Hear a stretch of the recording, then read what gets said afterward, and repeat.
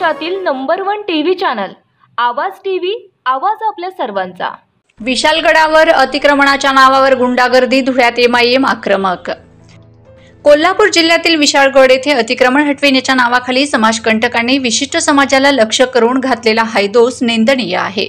आज एमआयएमच्या वतीने धुळे जिल्हाधिकारी कार्यालय येथे मोर्चा काढत विशाळगड येथील अतिक्रमणाच्या नावावर गुंडागर्दी करणाऱ्यांविरोधात कडक कारवाई अशी मागणी एमआयएमच्या वतीने धुळे जिल्हाधिकारी यांच्याकडे करण्यात आली। जिल्हा पोलीस प्रमुख आणि जिल्हाधिकाऱ्यांच्या उपस्थितीत हे प्रकरण घडले आहे। त्यामुळे जिल्हाधिकाऱ्यांची तात्काळ बदली करावी, जिल्हा पोलीस प्रमुखांना तात्काळ निलंबित करावे, नुकसानग्रस्तांना सरकारने मदत करावी, हल्लेखोरांना पाठीशी न घालता या प्रकरणाची सरकारने उच्चस्तरीय चौकशी करावी अशी मागणी यावेळी एमआयएमच्या वतीने करण्यात आली। कलेक्टर ऑफिसरना एक निवेदन देण्यात आलेलं आहे की अशा गुंडागर्दीचा निस्तारण काटा काढला पाहिजे।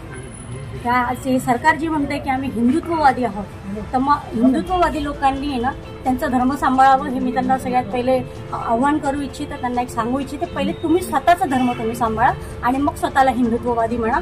हिंदुत्ववादीची व्याख्या जर करायला गेलं तर खूप वेगळी आहे आणि हे स्वतःला जे हिंदुत्ववादी म्हणून घेता हे ओरिजिनल हिंदुत्ववादी आहे का हे पहिले त्यांनी तपासून घ्यावं। दुसरी गोष्ट, ज्या गरीब लोकांवर आज जो अत्याचार झालेला आहे, ज्या मस्जिदीमध्ये धर्माचा ग्रंथाचा जो अपमान झालेला आहे, हे खूप खेदनायक आहे। आपल्या महाराष्ट्राची ही संस्कृती नाही। आपण एक दुसऱ्या धर्माचा आदर करणारे लोक आहोत आणि असं जर होत असेल ते निर्माण करण्याचं काम हे सरकार जर करत असेल तर या सरकारने आजच्याच खुर्ची सोडावी आणि स्वतःचा राजीनामा द्यावा। कारण हे जसं उद्धव बाळासाहेब ठाकरेजी म्हणतात ना, हे कायदेविरोधी सरकार आहे। हे सरकार काहीही कामाचं नाही आहे। हे फक्त आजची मुद्दे सोडून हे असे गलिच्छ कामं करायचं काम जर करत असेल तर मी अशा सरकारचा खूप निषेध करते। यांची लायकी नाही आहे यांनी खुर्चीवर बसायची आणि आज ज्या चाळपोळ झालेल्या लोकांचं जे अतिक्रमण झालेल्यांचं नुकसान आहे त्यांचे नुकसान भरपाईचा सगळ्यात पहिले आदेश काढण्यात यावे। या महाराष्ट्रात जेवढा हिंदूंना राहायचा अधिकार आहे तेवढाच मुसलमानांना सुद्धा राहायचा अधिकार आहे, दलित बांधवांना राहायचा अधिकार आहे।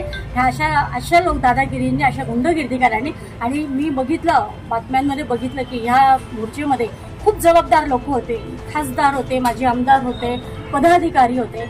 त्यांच्याकडनं तरी आम्हाला ही अपेक्षा नाहीये आणि मी अशा लोकांच्या घटनेचा निषेध करते।